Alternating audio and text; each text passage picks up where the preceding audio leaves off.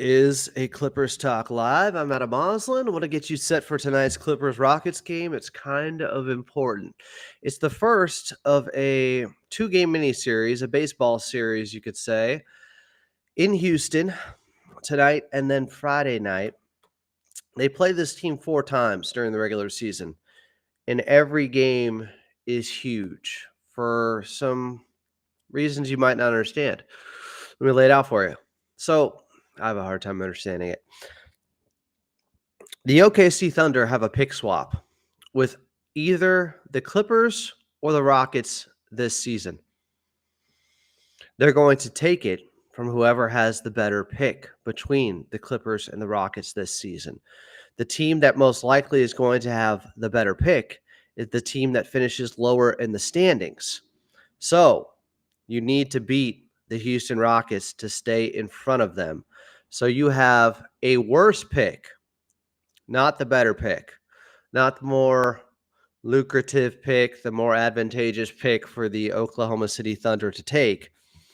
That's going to end up being lower, meaning a better pick, closer to being the first pick. Now, with Houston, it's a little bit more complicated than that because their pick is top 10 protected.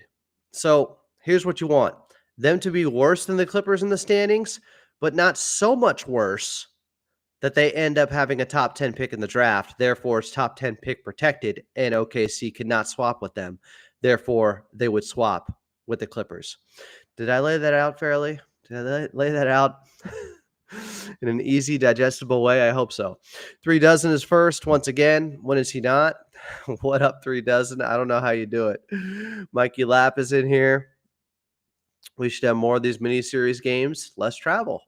I understand it. 3 Dozen said, you never dropped the keyword in last night's live. I don't have to drop it in every episode.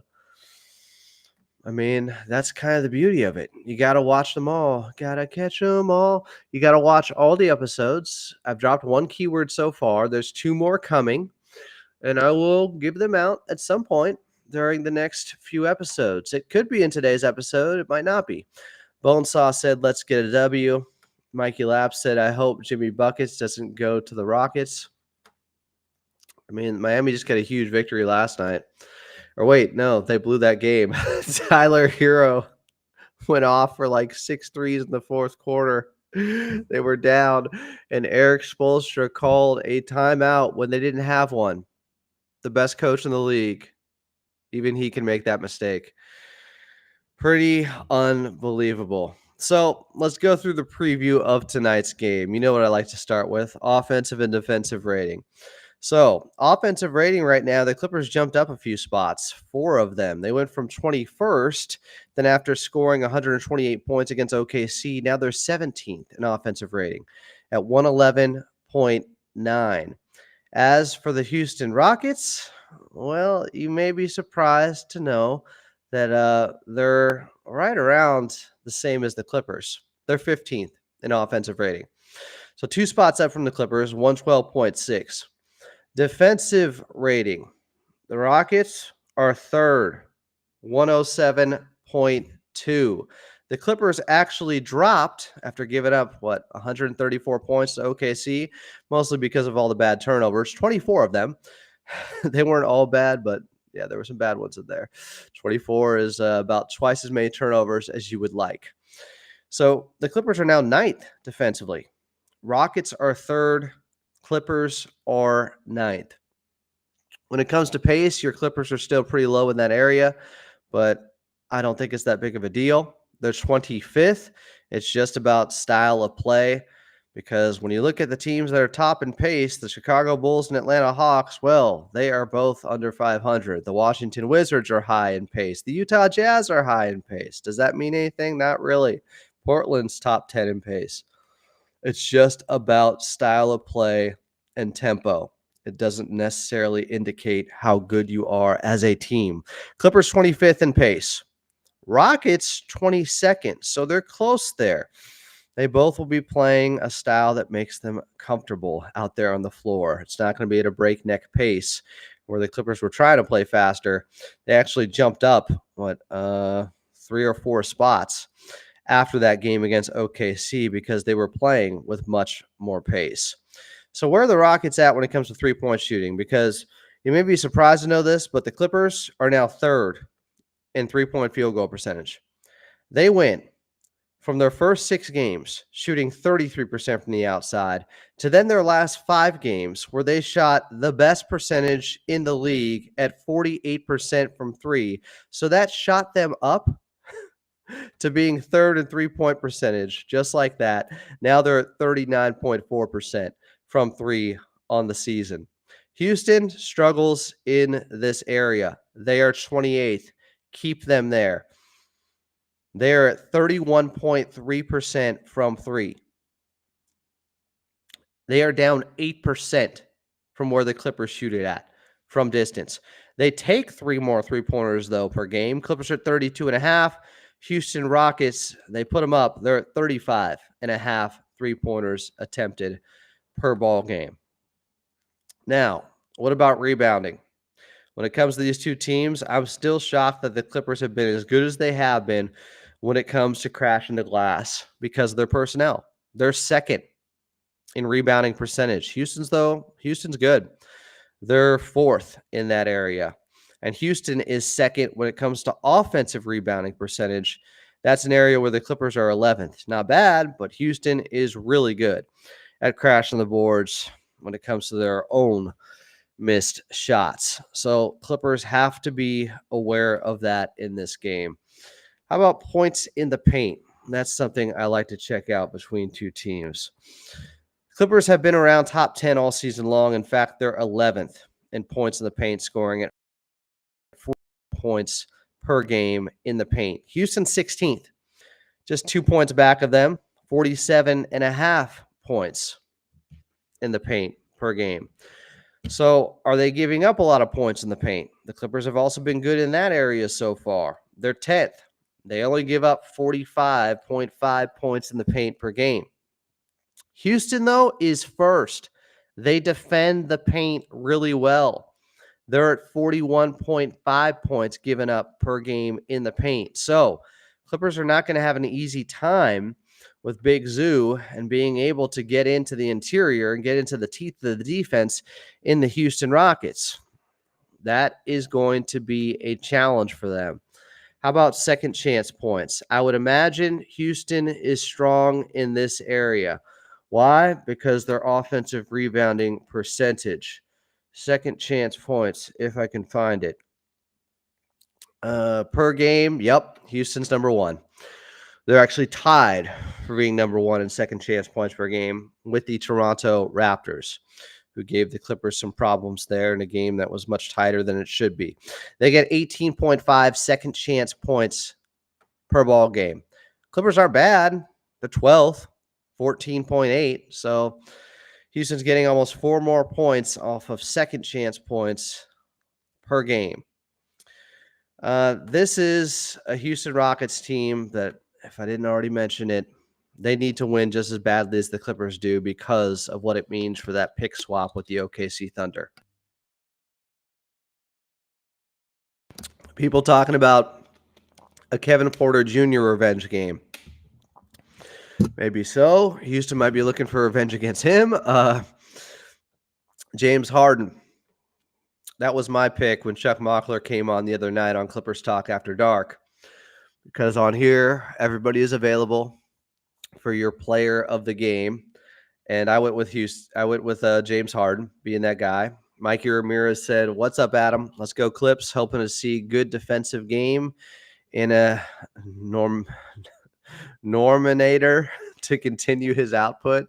That's the new nickname for Norman Powell. Norminator right here. That's pretty good.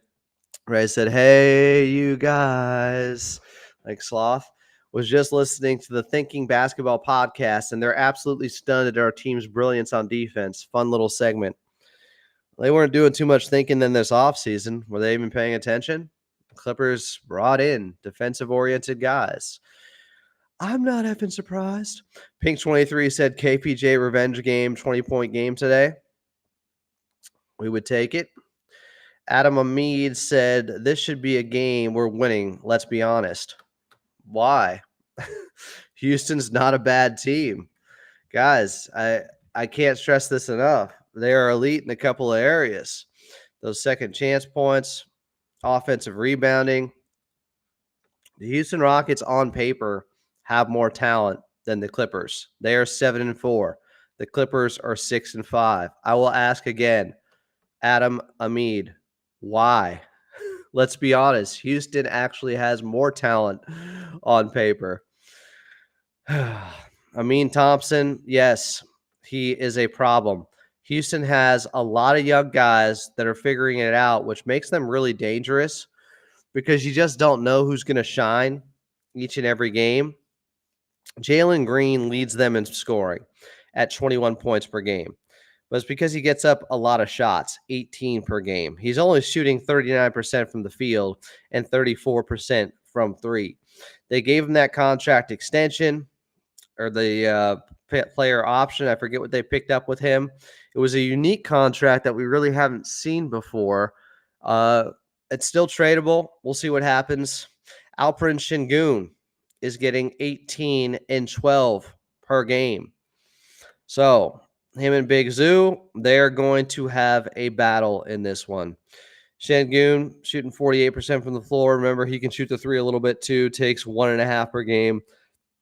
Only shooting 31% on the season, but he will try to stretch the floor. If he gets hot, you're in trouble. Fred VanVleet, Dylan Brooks, the two guys they brought in, the vets, to help expedite the learning process and be more competitive. Ime Udoka is a really good coach, and I don't think he wanted to wait around for all these young guys to figure it out. Fred VanVleet's getting 13 points per game. He's shooting, well, just 37%. Make it 38% from the field, 28% from distance. So he's still struggling. He's due. Dylan the Villain, Dylan Brooks. I like him when he's playing the Lakers. I don't like him when he's taking on the Clippers. 39% from the field, 34.5% from the outside. He's getting 12 points per game. Tari Eason, really good defender. He's tough. And that's a guy who's actually shooting it really well so far this year. He's getting 12 points per game. He's shooting 55% from the floor. He's shooting 39% from the outside. That is somebody you have to pay attention to. Then you got Jabari Smith Jr. I mean, they just keep coming in waves with the depth on this team and the amount of young guys that can shine on any given night. You know, Coach Lou talks about it with the Clippers all the time. It can be anybody's night. Different guys can step up. It's kind of the same thing here with this Houston Rockets team. Well, you know Jalen Green's going to put up a lot of shots and get his 20-plus. He and Şengün, they're going to do damage, but there's a bunch of other guys, and you just don't know who's going to rise up on any given Sunday. Okay, it's a Wednesday. Yeah, Jabari Smith Jr. is getting 11 points per game. He's getting 7 boards per game. He's struggling from the floor. A lot of guys aren't shooting it that well. 40% from the field, 25% from three. But then you have Amin Thompson. This is a problem right here. He's getting 10 points per game, 6 boards as well. Obviously, he gets to the rim a little bit more. He's shooting 51% from the field on the season. So they're not shooting it well. And that's why those second chance points and offensive rebounds, there's plenty of them because this team as a whole is struggling from the floor. In fact, I want to look up where their field goal percentage is within the entire NBA right here because it just seems like it's probably going to be pretty low. Yes, they're 25th. They're shooting just 43.6% from the field. Remember, field goal percentage also includes three-point percentage, where they also struggle. They're only at 31%. So how are they getting by? They're rebounding. They're the best in second chance points. They have to be. That's what it takes for a team like this that is struggling to hit shots. Will they tonight? Are they due for a breakout? You could say that could be the case. So let's look at the teams that they've lost against, teams that they've beaten as well. This is a squad right now that just took down, I believe, the Wizards the other night. Yes, Şengün had 27 and 17 in the ball game. Wizards are a bad team. Houston beat them 107-92 in Houston. Jalen Green had 18, but it took him 15 shots to get there. Dylan Brooks, had 8 points, but it took him 12 shots to get there. Jabari Smith Jr. had 11 points, but it took him 10 shots to get there. Like, this is a team that is struggling to shoot the basketball.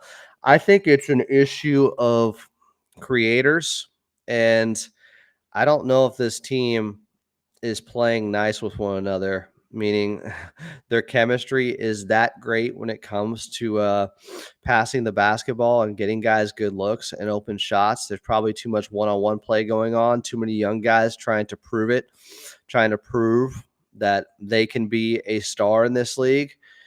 It's a good problem to have, but it is still a problem in some ways. I do wonder, because it seemed like last season people were talking about, can Alperen Sengun and Jalen Green play together? Is this a team that has to make a move still? Do they need to make a consolidation trade? We will see. But they beat the Washington Wizards the other night. Before that, they had a victory at Detroit against the Pistons, where they barely squeaked it out. Then they lost at OKC to the Thunder 126-107. They beat the Spurs. They beat them by 27. They beat the Knicks 109-97. That's a quality win. They lost a 6-point game to the Golden State Warriors, who are looking like one of the best teams in the West. Shout out Shane Young, who made that prediction that they'd win 51 games this season. They look like it right now with their depth and playing, 11, 12 guys out there. But Houston beat the Mavericks, who are still kind of struggling right now. I think they're 5-6, somewhere around there. They won against San Antonio, 106-101. They lost to San Antonio also in a 2-game mini series in San Antonio, but they beat Memphis for their first victory of the season. It's a dangerous team because, look, they're 7-4. They're atop their Southwest standings. Not exactly the Pac Div, but they're competing with Memphis and Dallas and San Antonio, New Orleans in there. And they're getting by right now because, well, they're a team that plays a physical brand of basketball. That's why they keep you out of the paint. That's why they give up the lowest amount of paint points per game. And they are the third best defense in the league. So defense, rebounding, creating those extra opportunities. And they're just not going to let you. Ime Udoka is not going to let another team bully his team, his squad, even with all these young players here. All right, we got some questions or some comments. John McClain said, "Yippee-ki-yay, Adam. We're going to need this win, and hopefully Zoo is hungry to eat up Sengun." He's going to have to be. That's a great matchup. Mikey Lapp said, "I'm going with Harden 2 for my player of the game," says Mikey. Hey, Mikey, you like James Harden as a player of the game. Pink23 said, "Tari and Amin are one of the best wing duos off the bench for defense." Yep. Alizaga said, "With a healthy Kawhi, we're definitely a contender. Cool story. Let me know when he practices." John McClain, I'm sorry, guys, but what are we talking about? With a healthy Kawhi? Yeah, they could be. When's Kawhi going to be healthy? We just don't know. John McClain said, "Houston defense has been pretty good, even if I'm not big on Jalen Green, but kid can get a bucket." Yeah, he is an ISO guy that wants to get into his bag too much, has some bad habits. Low basketball IQ at times, but he also can get absolutely scorching hot in a Norman Powell-like way and pull out the flamethrower and torch the nets too. So if Jalen Green is on one, they become a very different offense. Remember, the last couple of months of last season, I believe this was when Alperen Sengun went out. Jalen Green started to put up some big numbers. So far this season, the numbers, they've been down, especially if you look at the last 6 games where he's averaging just 15 points per game. He started the season averaging almost 30 points per game. The first 5 contests, 28, 22, 29, 36, 23. But then you look at the last 6 games, 7 points, 15, 21, 14, 15, 18. He's only shooting 34% from the floor the last 6 games. He's due. It scares me. It concerns me. And I think he had a moment of growth towards the end of last season. Yep. He had that month in March, where he averaged 27 points per game on 49% from the floor and 41% from three. When he gets hot, it is trouble, but he hasn't shown an ability to knock him down from the outside with regularity in his young career, Jalen Green, where he is a 33% three-point shooter. So who is he as a player?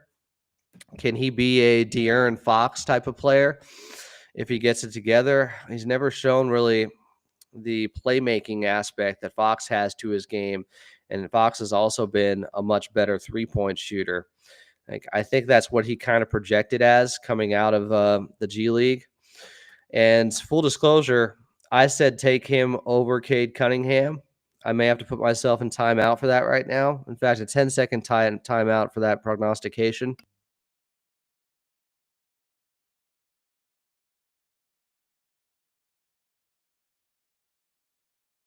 Do better, Adam. My point was, first of all, it's tough to pick when it comes to draft guys. My point was I would swing big when I'm that high in the draft and go for the guy with the higher ceiling, who I did think was Jalen Green at the time. But right now, Cade Cunningham is looking like the better pick. He was taken number 1 by Detroit. This was pick 2 by the Houston Rockets. What else we got? Ray said, what made the section different is that they were pointing out Ty Lue and Jeff Van Gundy's schemes on defense, saying that there was a constant hybrid approach between zone and man-to-man defense. Yeah, that is interesting. That's something Ivica Zubac talked about recently. You're talking about the Thinking Basketball podcast, Ray. Zubac said they're doing stuff he's never done before. So they're junking up the game in some ways that I don't think the opposition has seen, and it's been very effective. Pink 23 said they play tough, aggressive defense like OKC, young and athletic. Yeah, maybe OKC was a good preparation game for this. Raul Perez said another live. Damn, we lucky. Appreciate you, Raul. Ray said they were confused and excited. The Thinking Man's podcast. Or basketball podcast. The Kenny GM said Harden needs 40-point game versus Houston to be the only player with LeBron to score 40 against every team in the NBA. Ooh, has he not done it against his former team in the Houston Rockets yet? That's a great stat. Is that accurate? Ray said we need to clean up turnovers tonight. Hey, that'd be a welcome sight. No sloppy entry passes to Zubac and more communication on calling out people sprinting for steals and traps. Adam Hamid said, if Van Vliet doesn't play like last game, they go young, so we should see a lot of turnovers just like the Clips. Harden and Powell experience should see us through. Let's look at turnovers per game with this Houston Rockets team. I'm going to guess it's not as bad as it is for the Clippers right now. In fact, they're 7th in turnovers per game. They're at 13.1. The Clippers are at 17.8. That's 29th in the league. Yeah, that is frustrating. So, good defense. Don't turn it over. Ime Udoka, that's kind of on brand for his type of teams. Yeah, well, how many turnovers did they have last game without Fred VanVleet? That is a good point, my friend. They ended up with 19. So, without their main ball handler and the guy who sets up the offense a little bit, I think that's a salient point. Props to you. No timeout coming for Adam Hamid, the better Adam. Pink 23 said they got Steven Adams also off the bench. Yeah, well, some people like Charles Barkley think he's still with Memphis or with New Orleans maybe. Let me see if I could find this clip for you guys. He came on, I want to say this was on the Zach Lowe podcast maybe. And he still thought, this was this summer, that Steven Adams was on the Memphis Grizzlies. I'm pretty sure. I know that's what he said. I'm pretty sure it was on, what was the podcast though? Let me try to find this. This clip is hilarious to me and shows how little, Charles Barkley actually pays attention. It's been like this for a while. The TNT guys, they're there for entertainment. Here it is. It was on the Ben Simmons or the Bill Simmons, excuse me. I don't think Ben Simmons has a podcast right now. This was on the Bill Simmons podcast.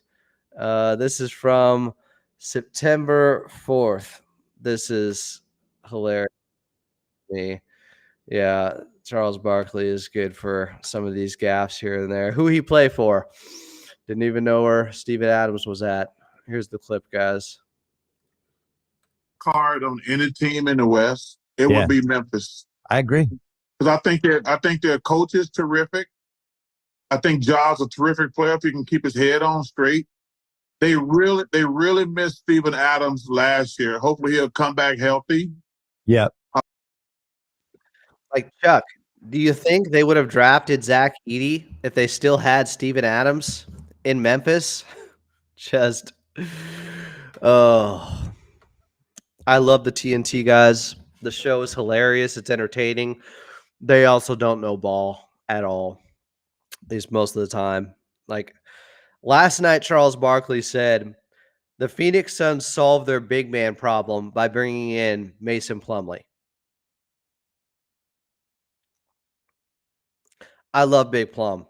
That doesn't solve much. In fact, that brings new problems because his rim protection is really bad. John McClain said Dylan Brooks feels like he should be a Clipper. Does he? The Kenny GM said no, please. Ray said Steven Adams is someone you only want to be friends with. What does that mean? Steven Adams on the season is only getting 13 minutes. Did he have a ruptured tendon in his quad or something? He had a pretty severe injury, I feel like. Steven Adams injury. What was it? It was kind of nuts, right? And he's questionable for this game, by the way, guys. So he's got a knee injury again. Doesn't say the type of knee injury. Steven Adams had, what was it? It was no joke. Ongoing knee instability is what it was called in Memphis. This is a guy, believe it or not, you feel like Steven Adams has been in the league forever with OKC. I don't think he's 31. But you would have thought he was still older. He is, when healthy, great. But this season, he's only getting about 14 minutes, 13.6 per game, 3 points, 3 boards. He hasn't been that impactful for the Houston Rockets yet. So, and he's questionable for this game. I would imagine he probably doesn't play because of his history of knee injuries.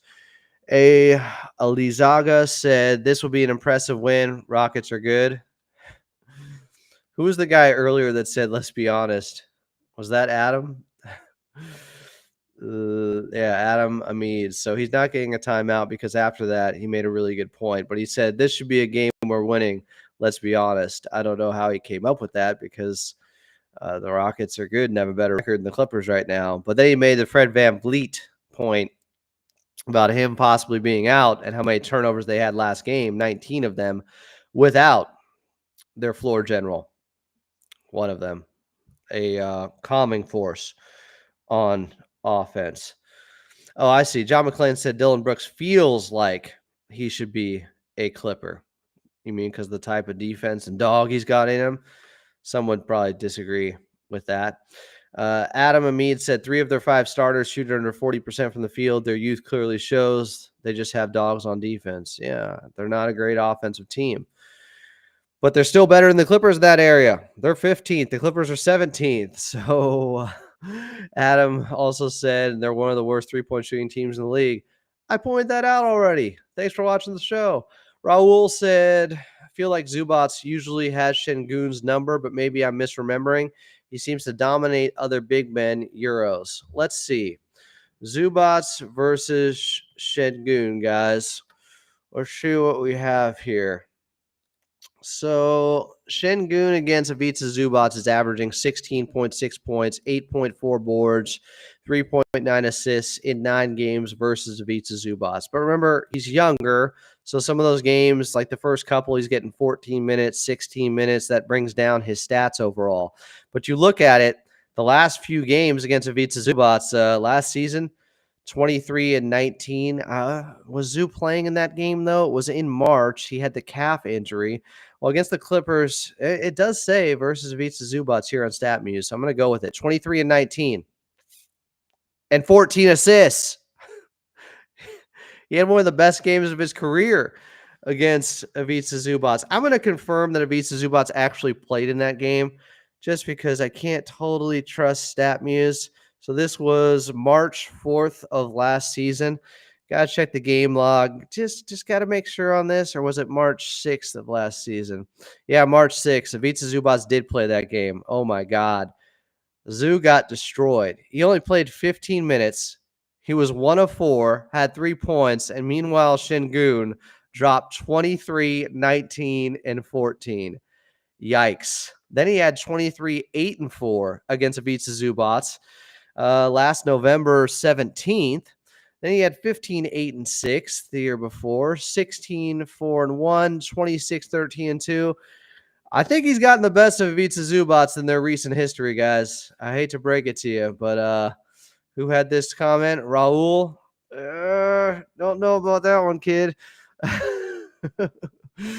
Let's see what Zoo's numbers versus Şengün are, if they will let me. Come on, StatMuse. Give it to me. Zubac, Şengün, StatMuse. What's Big Zoo doing against him? So, last few games, I mentioned the 3 and 5 game when Şengün had the crazy triple-double. Before that, he had 12 and 7. Before that, 10 and 5, 9, 7. So no. Şengün has definitely gotten the best of Ivica Zubac. Now, different Big Zoo, getting more minutes. I'm feeling okay about it. Oh, Ray doubled down on that. I don't think you're wrong, Raul. You guys were both taking an L there. Rock said Ime Udoka and the Rockets are very unpredictable. Şengün can play 30 minutes or 12 minutes based on mood. Yeah, a bunch of young guys. You don't know what you're going to get every night. TD said, what's up, Adam? Trade man for Kobe White straight up. They wouldn't do that. We need a ball handler and playmaker because Harden is all we have and he's gassed. First of all, I don't think that's how you spell Kobe White. It's C is how he spells it. Why exactly would the Chicago Bulls do that? That is a straight up timeout for bad misinformation or poorly informed take. Sorry, TD. Take a TO or T timeout. I just, guys, we got to be better than this. Rock said if we do move off Harden or Kawhi to at least get something back, the Rockets and their assets would be at the top of the list. Still a big believer in Cam Whitmore. So Cam Whitmore was sent down to the G League, and I like him too. And that was a guy that Clippers could have had. Hey, he got the Rio Grande Valley Vipers an opening win. I feel like some of this is just Ime Udoka, tough love. And the Houston Rockets have so much depth. Like, what are you supposed to do? And you don't want a guy to just be sitting on the bench. You'd rather have him playing, even if it's in the G League. M7MD Boys said, you seen Eric get a tech for calling a timeout when he doesn't have any? Yep. Talked about that at the beginning of the show. Adrian said, hey, Adam. Have a great morning. You too, Adrian. Mikey Lapp said OKC was definitely a good prep for the Rockets game. Let's turn this into a three-point shooting contest tonight. Well, Clippers have been much better there. Let's see opponent three-point shooting and where that is at for both teams. Let's see how good this Houston Rockets defense is at preventing teams from getting going from distance as the Clippers have been. Over their last 5 games, nobody has shot it better from 3. So what's Houston holding teams to from 3? As the Clippers' last 5 games shot 48% from 3. Clippers are good in this area. They're holding teams to 35% from the outside. They weren't to start the season. Again, that's something that flipped the other way the last 5 games. They started to shoot much better from 3. Other teams shot much poorer against them from the outside. Houston's giving up 37% from 3, so they're not great. If their defense is vulnerable, it's not on the inside, it's not on the interior. They are the best in the league when it comes to opponents' points in the paint. But they are bottom 10 when it comes to their 23rd opponent three-point shooting. They're giving up 37% from 3. So give and take. There's something to exploit there. Roger Rabbit said, Ray said Ben Simmons' podcast would be elite for fashion, nightlife, and gaming discussions. Roger Rabbit said, don't ban me for asking this, please, but is it possible for Kawhi to come back in January? Of course it's possible. Why would it not be possible? Ray said straight to jail. Like, it's just such a, I don't want to say dumb question. It's just, I don't know. What do you mean? Why would it not be possible?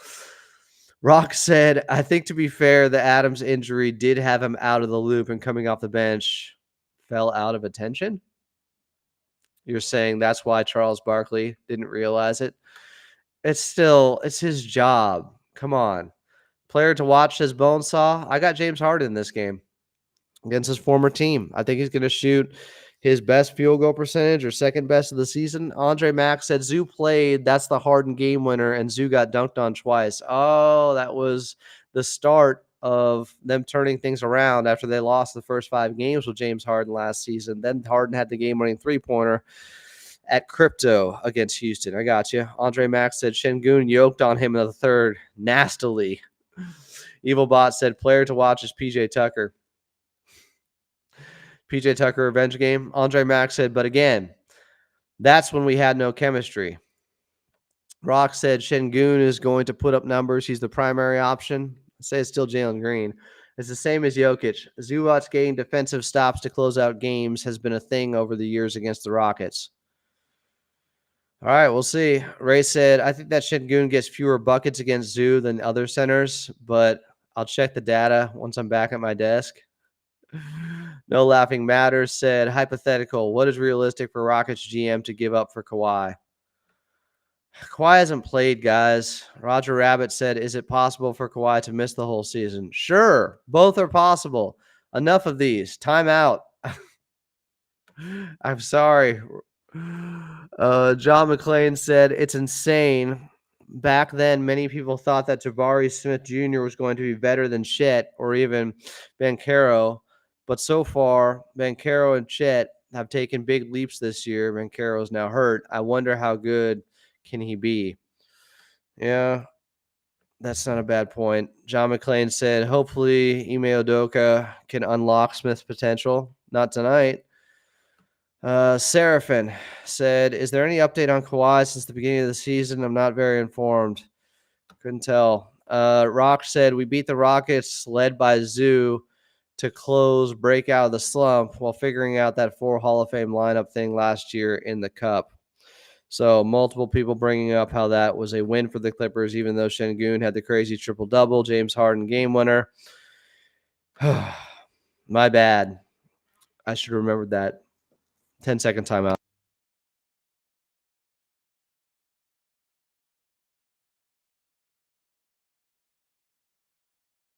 All right. C said, what we need is someone like Bronny. I'll go on timeout. Yeah, you will. Mo speaks, Tari Eason and Amin Thompson will cause problems. Yep. Both really good defenders. TD said, Adam, simple mistake on misspelling Kobe White's name. Relax. Teams make trades that you say are dumb all the time, and you should know because you cover the Clippers. I don't know. TD can go back in timeout for that comment. Nobody's trading Kobe White for Terrence Mann. Sorry. Tell me about all these dumb trades that happen all the time. Like, I know Houston didn't get a first-round pick for Alex Caruso, but come on, they're not doing that. Daniel M. Denton said, do you think Kawhi will start taking cream in his coffee before the end of the season? So now I'm just getting ridiculous questions over and over again about Kawhi. Bro got the shakes. Is that me or somebody else? I just put a cold pack on my face a little bit earlier. Try to get the swelling down. Sleeping too long. My eyes are puffy as hell. Evilbot said, C is Sam timeout for a week. C's timeout for a week for the Bronny comment.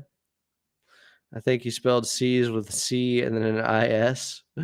Rambo said, just asking because of all the conspiracies and confusion. I don't know what to expect from this. No. Let me explain something to you, Rambo. It's very simple. The organization cannot know when Kawhi is coming back because Kawhi can't know when Kawhi is coming back because he doesn't know how he's going to respond as he progresses through the treatments and the exercises he does on that right knee. So how can the organization give it a timeline when Kawhi can't know? I'm sorry it's not as convenient as you'd like it to be. If they gave out a timeline and then he missed it, how would that make you feel? So why would they do that? They can't know how his knee is going to respond to the strength and conditioning they're doing on his knee. Kawhi cannot know that. The doctors cannot know that. It is the human body. It is unpredictable. I don't know how many times I have to say this. Holo Dolo said, I just joined and it's trade talks, LMAO. Some things never change. Yeah. A lot of great questions so far, guys. Just awesome stuff. Really appreciate it about Kawhi this morning. Holo Dolo shares my frustrations, I think. Jeremy Mormon said, do you think we save any schemes for the in-season tournament game on Friday? I don't think they care that much about in-season tournament. They're going to treat the game just the same. Hey, Adam, let's talk some KPJ, said Ralph. Well, I'd rather do that than talk about when is Kawhi coming back from 3 different people. And what about trading Terrence Mann for Kobe White? What's Kobe White averaging so far this season? Are you insane? Do you watch ball? Kobe White's getting 19 per game, just like he was last year. Why exactly would Chicago do that?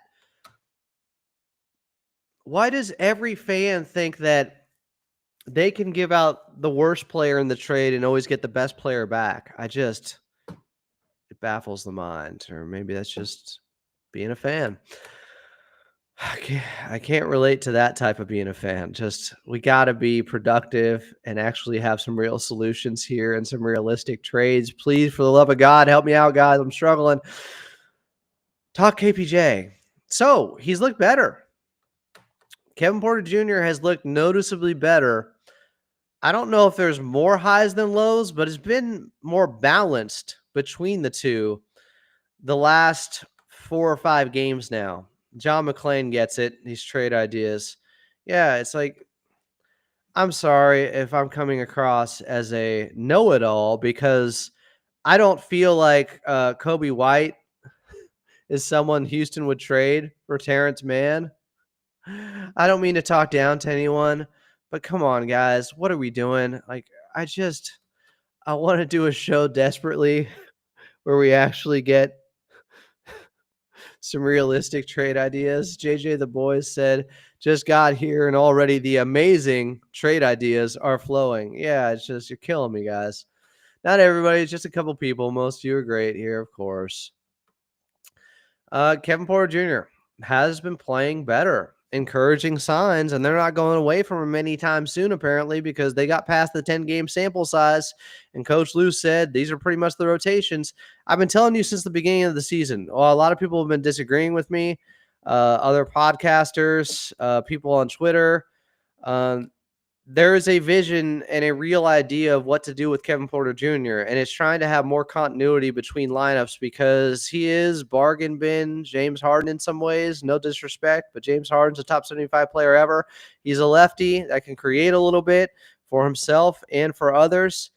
So if he could figure it out, that would be a huge deal for a Clippers team with a lack of shot creation and playmaking they desperately need. And in theory, Kevin Porter Jr. and at times can do some of that. So they're trying to see if they give him more reps, can he figure it out and put it together? Because that would really change the trajectory of this season for the Clippers, I think. That's why they're doing this. That's why they didn't go to Jordan Miller or Bones Highland. He just has a higher ceiling. We don't really know with Jordan Miller, but with Bones, he does. I know sometimes it looks really ugly when he gets into his bag and then he misses the shot. When he makes it, you don't say anything. When he misses it, it's really ugly, but it's still just a missed shot. It doesn't count for negative points against the Clippers every time he misses one. I think people make too big of a deal out of that sometimes. Rock said, shout out to Musa, 12, 15, and 3 blocks. Yeah, he's getting an opportunity. It's on a bad team, but Evil Bot said, let's talk about the good news about Mo Bamba. So, yeah, Mo Bamba looks like he's going to be getting reps in the G League. So, he's getting a lot closer to returning. I'm excited about that. I want to see what Mo Bamba can provide for this Clippers team and just being in a different culture with different coaching. Can they get more out of the 26-year-old that still has a lot of potential, I think, and is an average three-point shooter that's a 7-footer? That's an exciting skill set. Jay said Trenton Flowers playing like the best 19-year-old in the G League, even showing up Cam Christie. Good pickup clips. What are the numbers so far from Trenton Flowers? I mean, we're talking about 1 or 2 games so far in the G League, so it's a little early. Rock said, I want that damn cup trophy if we can't get anything else this season. I got to be honest, guys. If they win it, cool. But I know all that's going to happen is, hey, put up the banner. Clippers win something. It's just going to be something people make fun of them for. You know that's coming, right? Rock said, why would we want another gunner scorer anyways? I get trying to consolidate, but front court would be priority anyways. I guess that's about Kobe White. Kobe White can play some defense too. Fade to Light said, I hate when the front office drafts these young players and Clippers coaches don't develop them. They get traded and contribute for other teams. Yeah, like Fiando Cabangeli. Like, how many of these guys have contributed to other teams? Like, it is early in the season. I'm happy for Musa. I'm happy for Brandon Boston. What did you expect them to do? Play these guys for a team that was trying to win a championship the last few years? How exactly were they going to get many minutes? We want to win, but we also want to play these young guys. That's the problem. Like, fans sometimes don't see how those things are conflicting. We must win. We must get higher up in the standings and have a higher seed. Wait, why aren't we playing the young guys? Because young guys typically don't lead to winning more.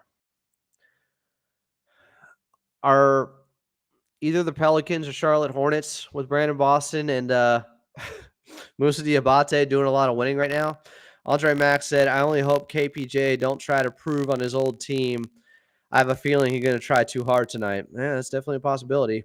Holo Dolo said, not about the Rockets game, but us having 3 times more turnovers than OKC and an insane whistle disadvantage and still being in a game was astounding. Something positive to take from that. I agree.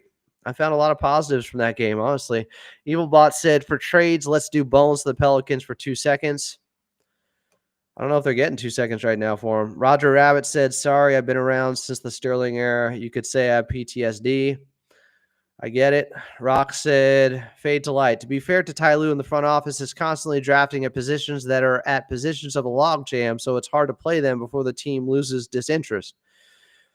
It's nothing to do with that. It had to do with a team with a bunch of veterans in a win-now mode the last 5 years, guys. C said, what's your time frame on T-Man to get his game up before getting put on the butcher block? I'd say 4 more games. That would put him at 15. But someone made a good point earlier today. If you do have T-Man coming off the bench and somebody else like Chris Dunn or Amir Coffey in the starting lineup, that does disrupt your backup lineup that has been really good for them. In about 50 minutes so far, think about the lineup of KPJ, Dunn, Amir Coffey, Nico Batum, and Ivica Zubac is a plus 10. Do you want to change that? If Terrence Mann is coming off the bench, it's going to throw off a lot of their rotations. So is it that big of a deal that he's not playing well with the starters? Not really. I don't think it's the end of the world because if he's not playing well in a game, Coach Lue just doesn't play him heavy minutes, even though he starts. So it's probably over-analysis, but I just think if he continues to struggle, I don't know how you don't at least think about it and consider Dunn or Amir Coffey. TD said, come on, Adam, you're in my head. Not really. I'm prone to giving quick timeouts. It's fun. Evil Bot said Mo Bamba maybe will be with the team next week since he was assigned to San Diego Clippers. Yeah, I think so. I think there's a real chance he's back next week. Fade to Light said T-Man only played 18 minutes last game as a starter. I think Ty Lue is growing more frustrated and may replace him soon. I mean, that he's done that multiple games where he just doesn't play him heavy minutes. That's just because you're starting does not mean you have to play a ton of minutes, guys. That's where this disconnect is, where everybody gets so focused on starting lineups. And it's like, what matters is finishing and who's playing the most minutes. And Coach Lue's going to go with the hot hand. Rock Thalsey said, Fade to Light, at Fade to Light. The Kobe Brown Musa type bigs, it's harder to develop because they tend to lean on old centers. The power forwards are usually win now, old rookies, and centers younger, undersized, and raw. I probably shouldn't even have read that. It's too confusing. Ray said, going back to the Thinking Basketball podcast, they called out Terrence Mann as being on the potential trajectory to land on an all-NBA defense. What? I think they are going off reputation and trying to sound like high-level thinking NBA guys. Terrence Mann has not been good enough to be on all NBA because Zach Lowe has always loved Terrence Mann and he is a ball knower. So other people have kind of jumped on that are in the national media to saying like, hey, I'll sound smart if I talk about Terrence Mann. This is not the time to talk about Terrence Mann in that vein. He has not played well enough. I know he had the great defensive possessions late against Toronto.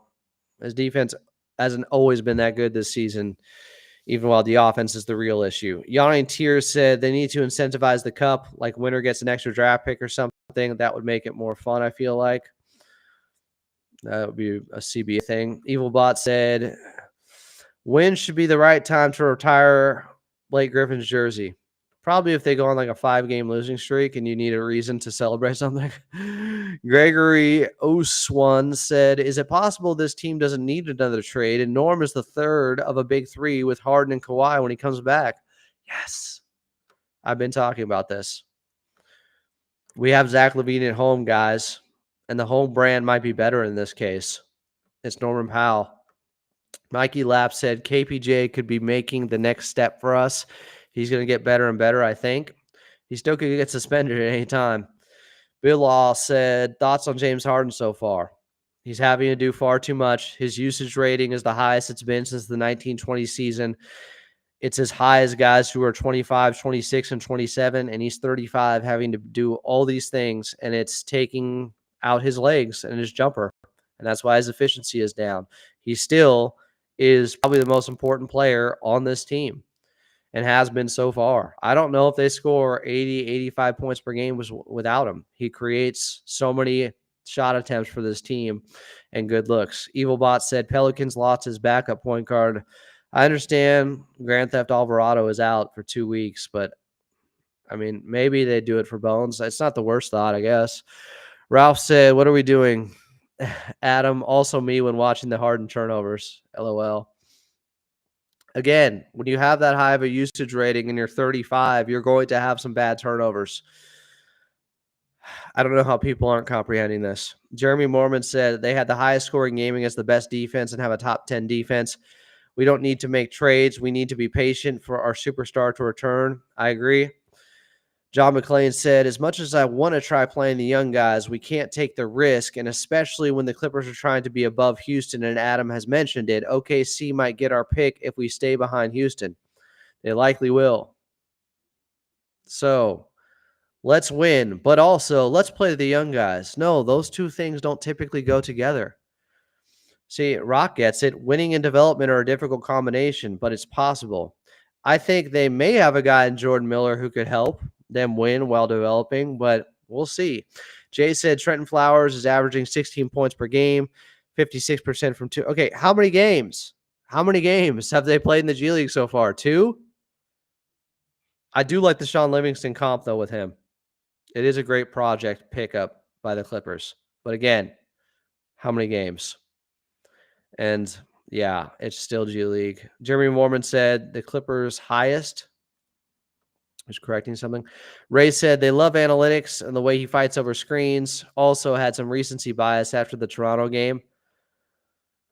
The analytics, I don't think, are great for Terrence Mann right now. So they're going off past reputation. Yeah, recency bias from the Toronto game, and just they want to sound smart because it's the Thinking Man's Basketball Podcast. Ray's got to get back to work. Peace, Ray. Rock said, not sure players would be motivated for extra picks. It's players coming in to take their job. That's a good point. Is it really an incentive for the players who are actually playing during the in-season tournament? The Emirates in-season tournament? What do they care about the extra picks? That's why there's a money incentive. What do we got here? Ralph said the KPJ experience has been frustrating because he's playing ISO ball, but the past 2 games, his game has been more inclusive and he's distributing better. I would go further than the last 2. I'd go the last 4. Ralph said, I'm on a delay like 5 minutes behind, so bear with me, my man. It's all good, Ralph.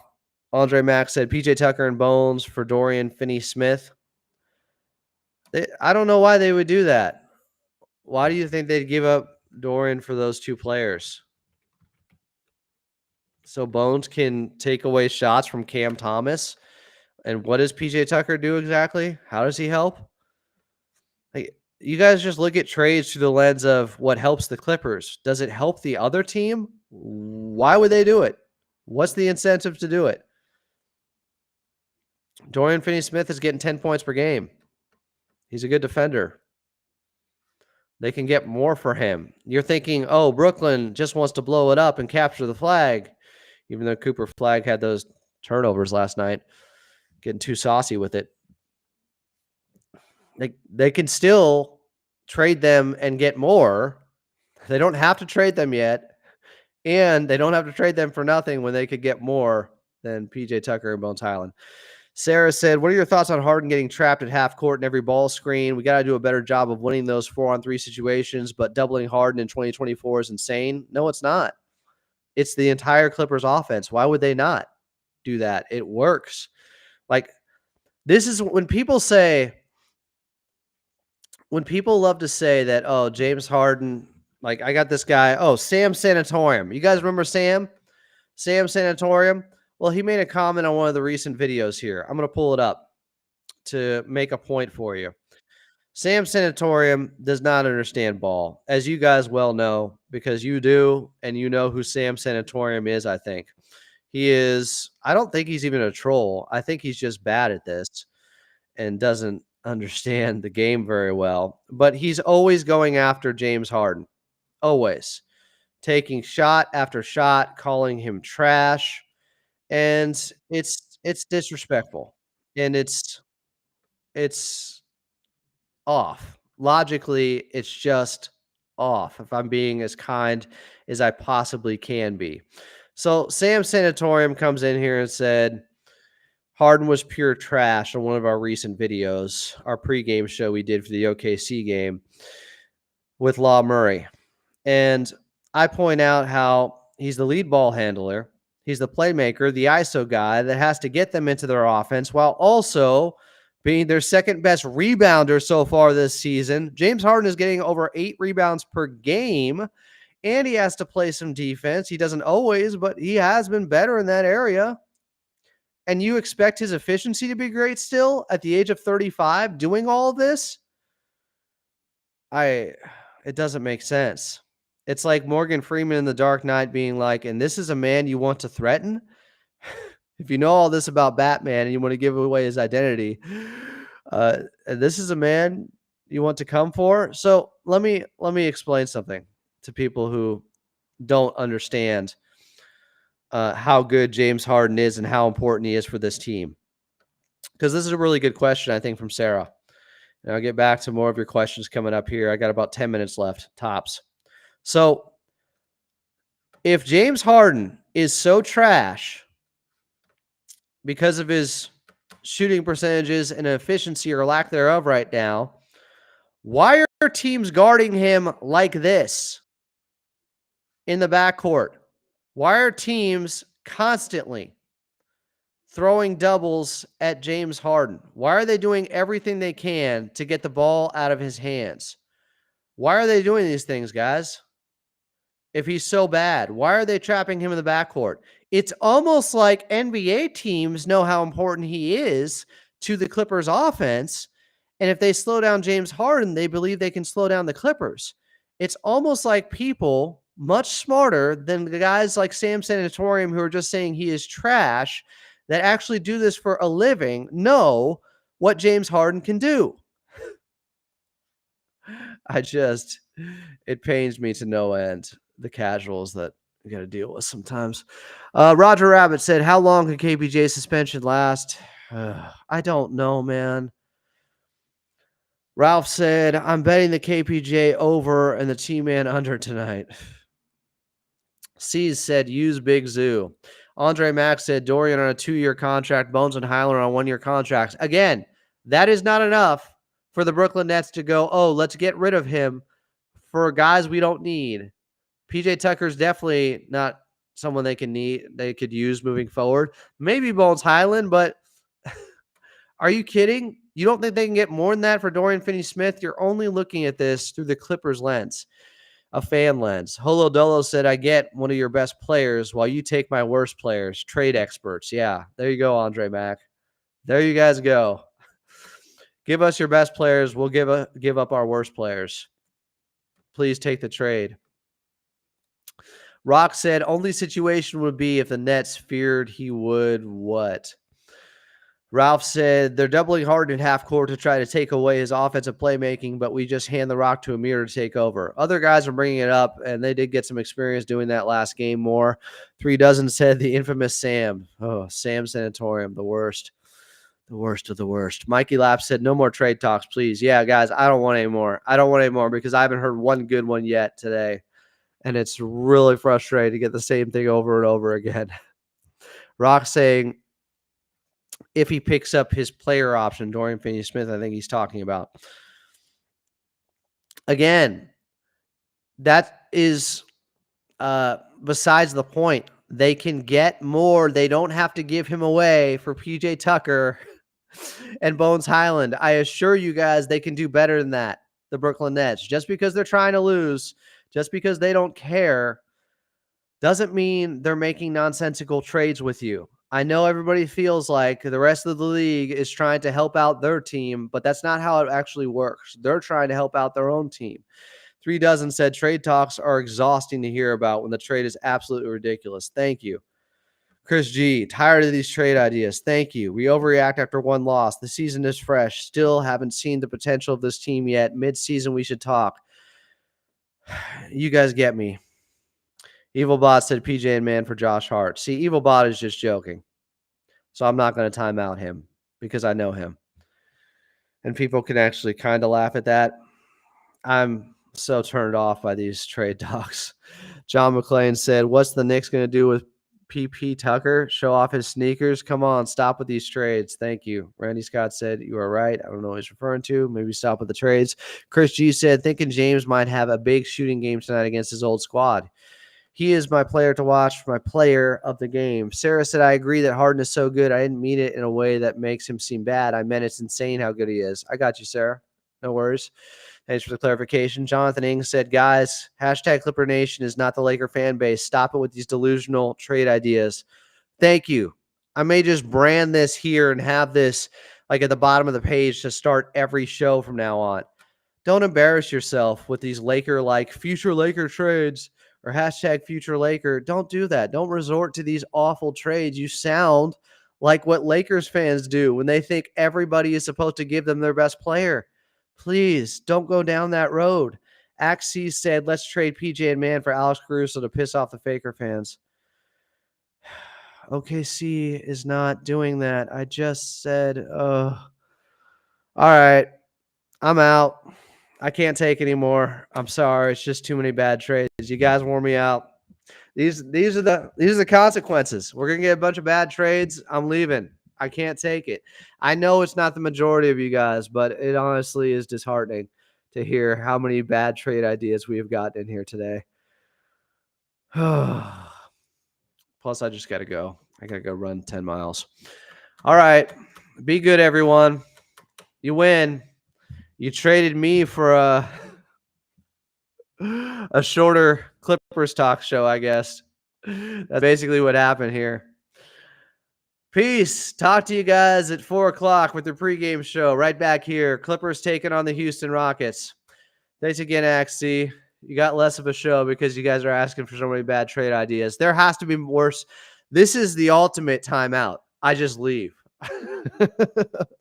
There has to be consequences. There has to be some accountability out there.